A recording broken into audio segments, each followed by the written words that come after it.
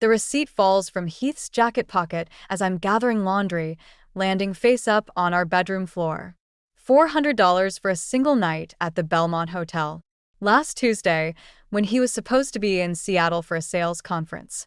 My hands shake as I pick up the paper, its crisp edges cutting into my fingertips. The date burns into my vision like a brand. I know that hotel. It's downtown, 20 minutes from our house. I hear Mason's video game sounds drifting up from the basement, the familiar beeping and explosions that usually fade into background noise. But now each sound feels like a needle under my skin. I fold the receipt carefully, tucking it into my back pocket. Hey, beautiful. Heath appears in the doorway, fresh from his shower. Water droplets still cling to his neck, and he's wearing that easy smile that used to make my heart skip. What's for dinner? I was thinking pasta. My voice comes out steady, surprising me.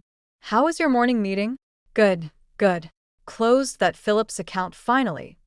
He starts rummaging through his dresser. Though honestly, these local clients are getting harder to land. Maybe I should focus more on out-of-state business. Like Seattle, I think, the receipt burning against my hip. Speaking of travel, how was that conference last week? You barely mentioned it. Heath pauses for just a fraction of a second before pulling out a shirt. Same old corporate stuff. Boring presentations, rubber chicken dinners. You know how it goes. I watch him button his shirt in the mirror, his fingers moving with practiced efficiency. 15 years of marriage, and I've seen this routine thousands of times. But now I'm noticing things. The new cologne he's wearing, the way he's been going to the gym more often, how his phone is always face down these days. Mom, Mason's voice carries up the stairs. Can Owen come over tomorrow? He got that new game we were talking about. We'll discuss it at dinner, honey. I call back, my eyes still fixed on Heath's reflection. Speaking of dinner, I should start the water boiling. In the kitchen, I mechanically gather ingredients, my mind racing. The Belmont Hotel. $400. A Tuesday night. Each detail feels like another piece of a puzzle I never wanted to solve. Heath comes down just as I'm draining the pasta, wrapping his arms around my waist from behind. His touch, once comforting, now makes my skin crawl. Smells amazing, he murmurs. I step away, busying myself with the sauce. Mason. Dinner. We sit around our kitchen table, the one Heath and I picked out when we first moved in. Mason chatters about his game. Heath checks his phone between bites, and I push pasta around my plate, tasting nothing. Oh, by the way, Heath says, not looking up from his screen, I might need to head to Portland next week. Big potential client. The fork freezes halfway to my mouth. Portland. Another hotel, another receipt, another lie. I set the fork down carefully, studying my husband's face as he types something on his phone. There's a small smile playing at the corners of his mouth, one I've never seen before. Actually, I hear myself say, we should talk about your travel schedule. After dinner. Heath glances up, meeting my eyes for the first time since we sat down. Something flickers across his face. Uncertainty? Fear? Before that practiced smile returns. Sure, honey, whatever you want. Mason looks between us, sensing the tension. I force a smile and ask him about his game, but my mind is already racing ahead, mapping out conversations and confrontations, planning moves and countermoves. The receipt feels heavy in my pocket, like the first stone in an avalanche that's about to begin. After sending Mason to school, I spend the morning digging through Heath's credit card statements. Each transaction feels like another betrayal. Expensive restaurants I've never been to, boutique shops where the prices make me wince. The Belmont wasn't a one-time thing. My phone buzzes. Heath. Can't make it to Mason's game tonight. Client emergency. I type back. He's been practicing all week for this. Then delete it. Send instead. Okay. The doorbell rings, startling me. Through the peephole, I see a delivery man holding an elaborate flower arrangement. Not for me. The card reads Serafina, in flowing script. Wrong address, apparently. My fingers itch to open it, but I sign for the delivery and set it aside. Heath will have to deal with his own mistakes. At Mason's soccer game that evening, I spot a woman I've never seen before, standing at the far end of the field. expensive clothes, perfect hair, watching our son with unusual interest. Something about her stance makes my stomach clench. Mom, Mason waves from the field. Did you see that save? I force a smile and cheer, but my eyes keep drifting back to the woman. She's gone before halftime. Great game, buddy. I tell Mason afterward, ruffling his hair. Ice cream? Can we wait for Dad? He said he might make it for the second half. He got caught up at work. The lie tastes bitter. But hey, more sundae toppings for us, right? At the ice cream shop, Mason picks at his dessert. Jake's parents got divorced last month, he says suddenly. He says his dad has a girlfriend now. The spoon freezes halfway to my mouth. That must be hard for Jake. Yeah. Mason swirls his ice cream into soup. His dad missed his birthday party. My phone lights up with a text from Heath. Running late. Don't wait up. Mom, Mason's voice is small. Are you and Dad okay? Before I can answer, a laugh from outside the shop catches my attention. Through the window, I see Heath walking past with a woman, the same one from the soccer field. His hand rests on the small of her back, intimate and familiar. They haven't noticed us. Mom, Mason turns to look, but I grab his attention. Hey, want to try some of mine? The mint chip is really good. That night, after Mason's asleep, I hear Heath's key in the lock. He smells like expensive perfume and whiskey. You missed a great game, I say from the darkness of the living room. He jumps. Jesus, Lila, why are you sitting in the dark? Serafina seems nice. The name drops like a stone between us. Does she like soccer? Heath's face hardens. Have you been following me? Didn't have to. She came to watch my son play. My voice stays steady, even as rage builds in my chest. Our son. It's not what you think. The flowers came here by mistake. I gesture to the arrangement. You might want to update her delivery address. He runs a hand through his hair, unnervous, till I used to find endearing. Look, things haven't been great between us. Save it. I stand up. I've already called a lawyer, but we need to tell Mason together. He deserves that much. You're overreacting. We can work this out. Can we? Because I saw you tonight, Heath. The way you looked at her. I swallow hard. You never look at me like that anymore. The silence stretches between us, filled with 15 years of memories turning sour. Finally, Heath grabs his keys. I need some air. Of course you do. I head upstairs, pausing on the third step.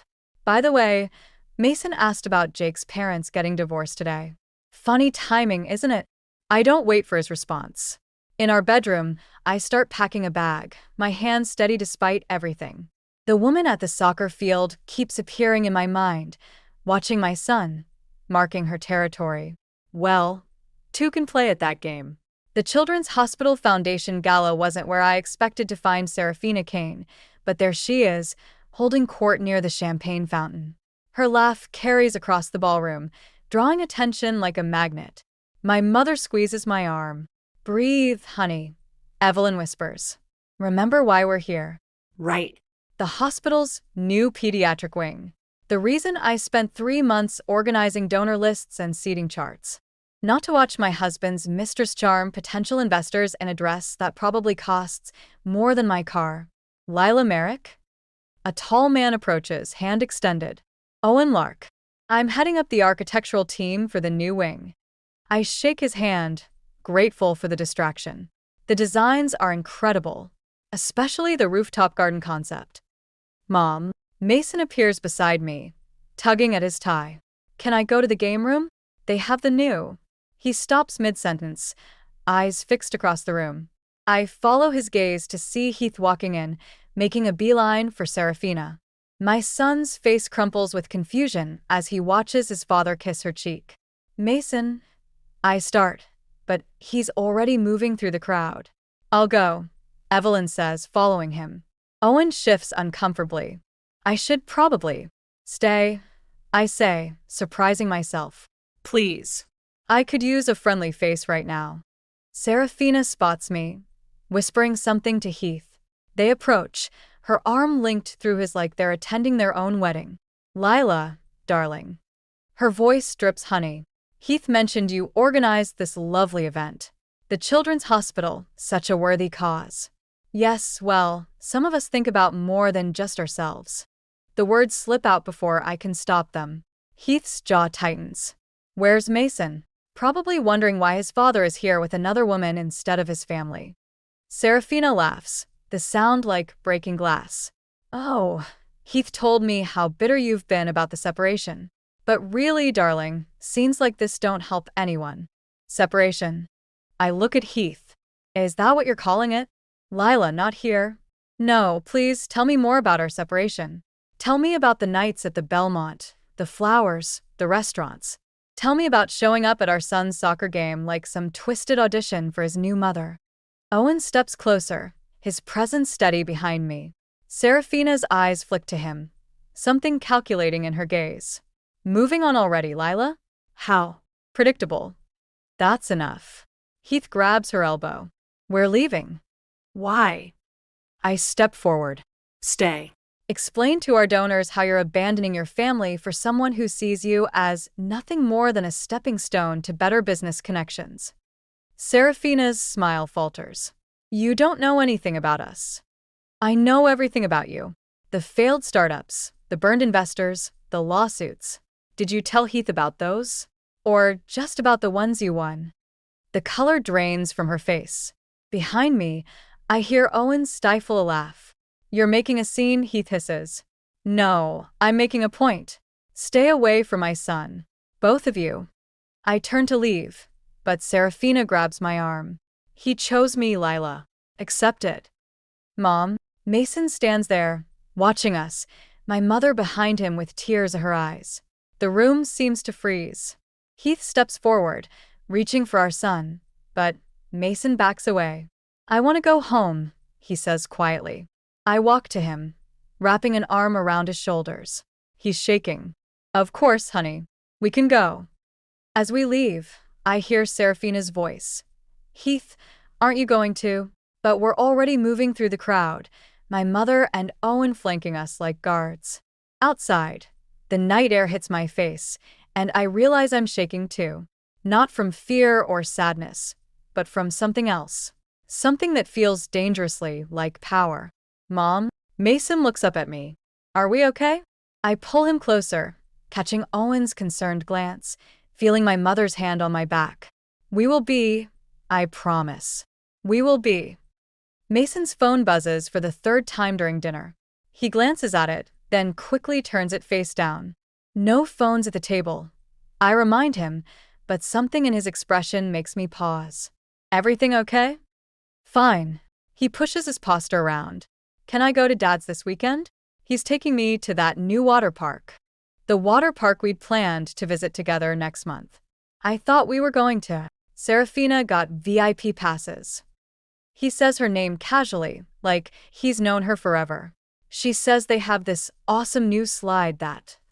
The fork slips from my hand, clattering against the plate. You've been talking to Serafina? Mason's face closes off. She's nice, Mom. She helps me with math homework sometimes when I'm at Dad's. The room tilts sideways. Math homework. While I've been working late, trying to keep our lives stable, she's been playing tutor to my son. How long has this been happening?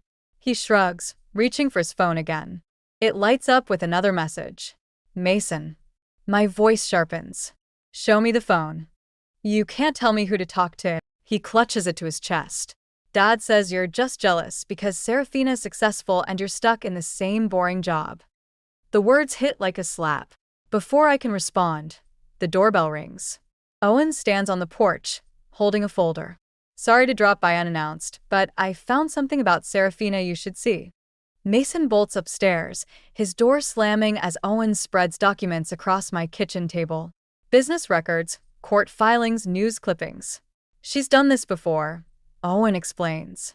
Finds successful men, usually married, uses their connections to boost her businesses, then leaves them bankrupt when things go south. My eyes catch on a photo, Serafina, with another family, another child.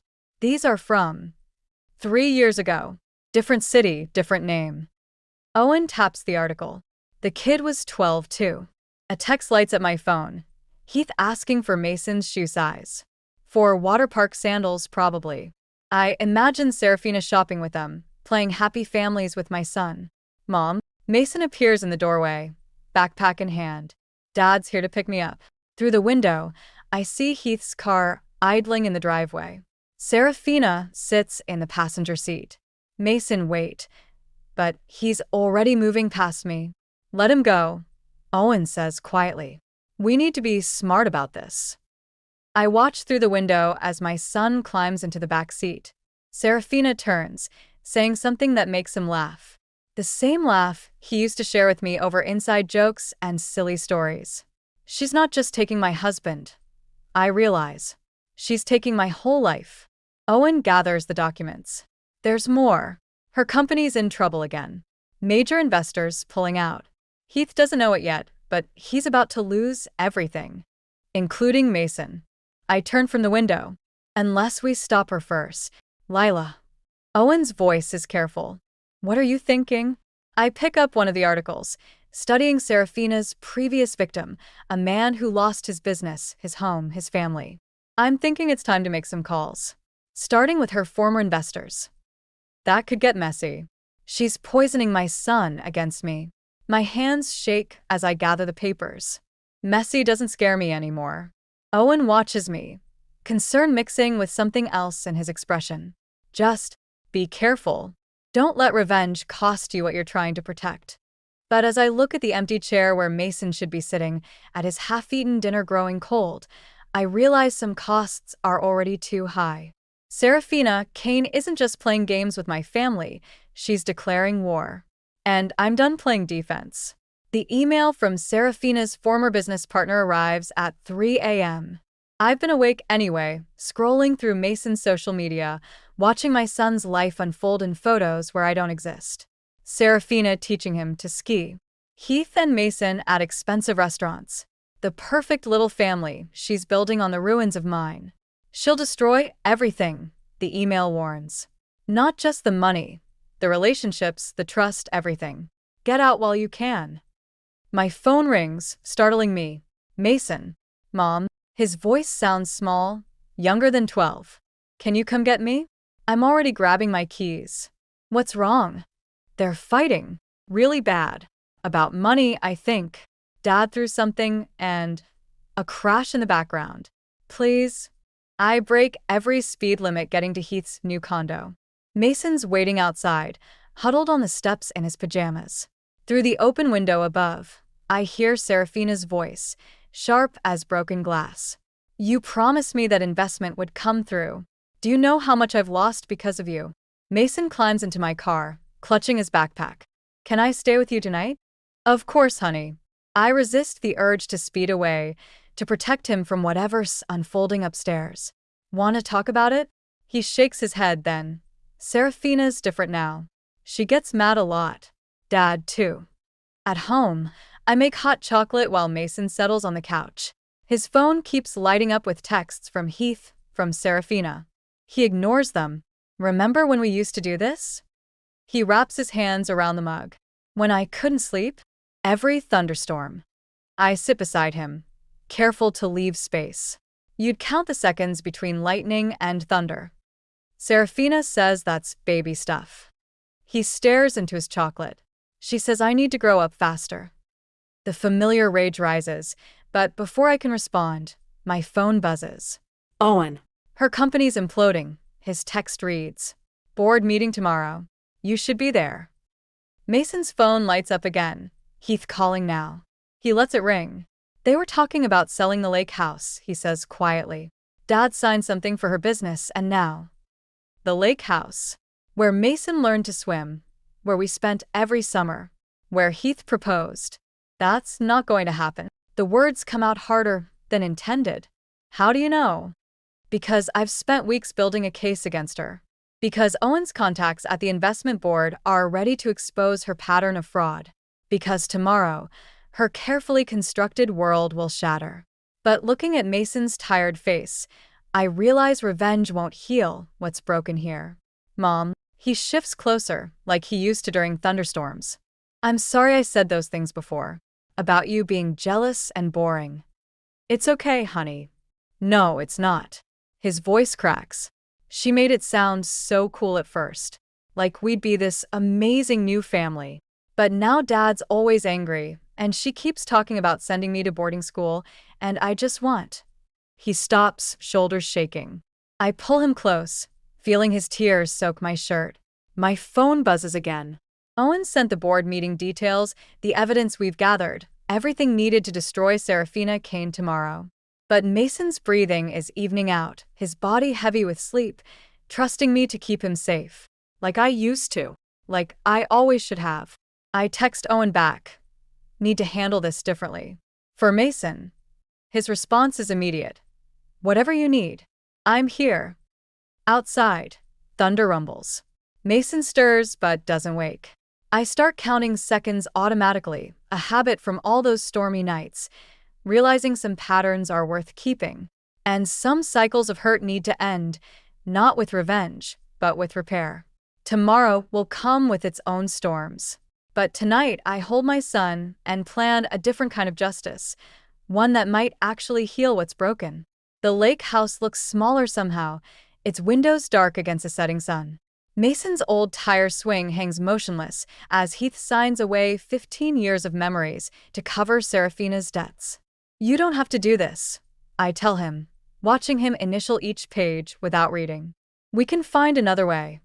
There is no other way. His hand shakes slightly. She just needs time to sort out the business. Once the new investors. There are no new investors, Heath. I slide Owen's report across the table. She's done this before. Multiple times. He pushes the papers back without looking. You're just trying to poison everything good in my life. Like always. Dad. Mason appears in the doorway, clutching his old fishing rod. Can we go out on the lake one last time? Before. Sorry, buddy. Serafina's waiting at the lawyer's office. Heath stands, gathering the sale documents. Maybe next summer we can. There won't be a next summer here. Mason's voice cracks. You're selling everything for her, just like the college fund. Heath freezes. Who told you about that? I heard you fighting. Mason's knuckles whiten around the fishing rod. You said you had to borrow from my account because her business needed cash. You promised you'd pay it back. The room goes still. I look at Heath, really look at him, seeing the new lines around his eyes, the expensive watch that can't hide his trembling hands. Mason, go wait in the car. I say quietly. No. He hurls the fishing rod across the room. I hate this. I hate her. And I hate you for letting her ruin everything. He storms out, screen door slamming behind him. Through the window, I watch him run down to the dock where he learned to fish, where Heath taught him to swim, where our family used to be whole. His college fund? My voice sounds distant, cold. Really, Heath? It's temporary. Once the deal closes. There is no deal. I pull out my phone, showing him the email from Serafina's former partner. She's already moved most of the money offshore. By tomorrow, she'll be gone. Just like last time. And the time before that. You're lying. But his face has gone pale. She loves me. She loves Mason. She loves what you can give her. And now that's gone too. His phone buzzes Serafina, demanding to know where he is. He stares at the screen, then at the lake house papers, then through the window at Mason. I can't lose her, he whispers. You already lost everything else. He leaves without another word, sale documents clutched to his chest like a shield. I watch him drive away, wondering how the man I loved for 15 years became this stranger who would sacrifice his son's future for a con artist's lies. My phone rings, Owen. The board meeting's starting, he says. Serafina's there. If you want to stop this. It's too late. I watch Mason on the dock, his shoulders shaking. He gave her Mason's college fund. Silence on the line. Then, I'll have my lawyer draw up emergency custody papers. With the financial fraud evidence. No. I think of Mason's face when he threw the fishing rod, all that hurt and betrayal. More legal battles won't heal that. I need to try something else first. Lila. Trust me. I hang up and walk down to the dock, sitting beside Mason. The lake stretches before us, reflecting the dying sun like shattered glass. Remember when you were 6, I say softly, and you fell off the stalk? You were so scared, But you knew how to swim. you just needed to remember you were strong enough. He wipes his eyes with his sleeve. What do we do now, Mom? I pull him close, feeling his heart race against mine. We remember we're strong enough. Behind us, the tire swing moves slightly in the breeze, casting a shadow that looks almost like a noose. The investment board meeting erupts into chaos when I walk in with Mason. Serafina's perfectly composed face cracks for just a second before her smile returns. Lila, darling, this is a private meeting. Her voice carries that familiar honey-sweet tone. And Mason should be in school. He needs to hear this. I guide Mason to a seat, noting how Heath won't meet either of our eyes. Everyone does. The board members shift uncomfortably as I connect my laptop to the projector. Serafina's previous victims appear on screen: the ex-husband in Seattle, the business partner in Chicago, the family in Boston. All their stories, their losses, their shattered lives. This is harassment. Serafina stands, smoothing her designer dress. Heath, tell them. About my college fund? Mason's voice cuts through the room. Or about the lake house? Heath flinches like he's been struck. Serafina's smile doesn't waver, but her hands betray her, crushing the paper cup she's holding. Mason, sweetie, those are temporary arrangements. Once the new funding comes through, there is no new funding. I pull up the offshore account transfers. Just like there wasn't any in Seattle, or Chicago, or Boston. It's the same pattern, isn't it? Find a successful man, preferably married with children. Isolate him from his family. Drain his assets. Move on. The board members lean forward, murmuring as they study the evidence. Serafina's lawyer whispers urgently in her ear. This is ridiculous. She laughs, but it sounds hollow. Heath, tell them about our plans. The expansion, the merger. The merger that fell through last week? Owen steps into the room, holding more documents. Or the one that never existed? Heath stands suddenly, knocking over his chair. You said those deals were confirmed. You said. She says a lot of things, Dad. Mason's voice trembles slightly. Like how you'd buy back the lake house. Like how we'd be a better family. Serafina's smile finally cracks. You ungrateful little. Don't. My voice could freeze hell. Don't you dare speak to my son. She turns to Heath, reaching for his hand. Baby, they're trying to turn you against me. After everything we've built. I project the final document: Heath's empty bank accounts, the drained college fund, the mortgaged house. You haven't built anything. You've destroyed everything he had. Everything we had. The board chairman clears his throat. MS. Kane, in light of these allegations. Allegations. She laughs again, higher this time, desperate. This is just a bitter ex-wife's revenge fantasy. Heath, tell them. But Heath is staring at the numbers on screen, at the proof of his son's stolen future. Something breaks in his expression. The lake house was my grandfather's, he whispers. Mason learned to swim there. Serafina's mask shatters completely. She grabs her purse, heading for the door, but security blocks her path. This isn't over, she hisses at me. You think you've won? You've got nothing but a broken family and a kid who'll hate you both. No, Mason stands, walking to my side. I know exactly who broke our family, and it wasn't Mom. The security guards lead Serafina away as she shrieks about lawyers and lawsuits. The board members file out, leaving just our fractured family and Owen. Heath approaches slowly, like a man walking to his execution. Mason, I'm so sorry. I know what you thought. Mason's voice is older, somehow harder. But Mom never stopped fighting for me. Even when I was awful to her. Even when I believed Serafina's lies.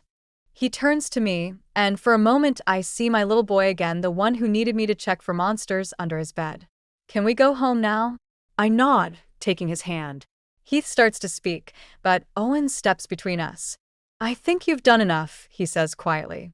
We leave Heath standing there, surrounded by the wreckage of his choices. Outside, The sun breaks through the clouds, and Mason squeezes my hand. You okay? I ask. He considers this. No. But we will be. 6 months later, I stand in the kitchen of our new house, watching Mason and Owen argue good-naturedly over pancake toppings. The morning sun streams through windows that face east, my one non-negotiable requirement when house hunting. Blueberries are clearly superior, Owen insists, sliding a plate across the counter. That's because you're old, Mason retorts, drowning his stack in maple syrup. Mom, tell him chocolate chips are better. I laugh, the sound easier now than it used to be. I'm staying neutral in this war. The doorbell rings. Through the window, I see Heath's car in the driveway. Mason tenses slightly, but keeps eating. I can get it, Owen offers. No, I've got this. I squeeze his shoulder as I pass. Heath looks older on the porch, more grounded somehow. The designer clothes are gone, replaced by familiar worn jeans and a work shirt. He holds up a fishing rod, Mason's old one from the lake house. Found this while cleaning out the storage unit, he says. Thought he might want it back. Through the window behind me, I hear Mason laugh at something Owen said. Heath's eyes drift toward the sound, then back to me. He seems happy. He is. Most days. I take the fishing rod. The therapy's helping. Both of us, actually. Heath nods, shifts his weight. I got a job offer. In Seattle. He rushes on before I can respond. I'm not taking it. I won't leave him again. I just wanted you to know I had the choice this time. And I'm choosing him. Good. The word comes out softer than intended. Serafina's sentencing is next week, he says quietly. I know. Are you going? I think about the folder of evidence in my office, the hours spent helping prosecutors track her pattern of destruction. No. I'm done looking backward. He starts to say something else, but Mason appears behind me. Is that my old rod? Heath's face lights up. Yeah, buddy. Thought maybe, if you want, we could fix it up. The reel needs work, but Mom and Owen are taking me fishing next weekend, Mason says. At the state park. Maybe you could come? If Mom says it's okay. I feel the weight of their gazes. My son's hopeful, my ex-husband's careful. Through the kitchen window, I see Owen pretending not to watch, giving us space, while staying close enough if needed. One day at a time, I tell them both. Mason takes the rod, studies it. The handle's loose. Owen has tools in the garage. Want to see? Heath follows Mason around the house, their voices fading as they discuss fishing knots and lure types. I return to the kitchen, where Owen's cleaning up breakfast. You okay? He asks. Actually, yes. I lean against the counter, watching father and son through the garage window. You know what Mason told me yesterday? He's been saving his allowance. Says he wants to help buy back the lake house someday. Owen raises an eyebrow. Really? Not for Heath. For us. All of us. I smile at his surprised expression. His words, not mine. Smart kid. Yeah. I watch Mason demonstrate something with a fishing rod, Heath nodding intently. He gets it from his mom. Owen laughs, pulling me close. Through the window, I see Mason smile, really smile, at something Heath says. It's not perfect, this new reality we're building. There are still hard days, therapy sessions, moments when the past threatens to overwhelm us. But here in this kitchen, with the morning sun warming my face and the sound of my son's laughter drifting in from the garage, I realize something. Sometimes the best revenge isn't about destroying what hurt you. Sometimes it's about building something stronger from the ruins. Mom, Mason calls. Come look at this. I go to them, stepping into the future one day at a time, leaving the shadows of the past where they belong, behind us.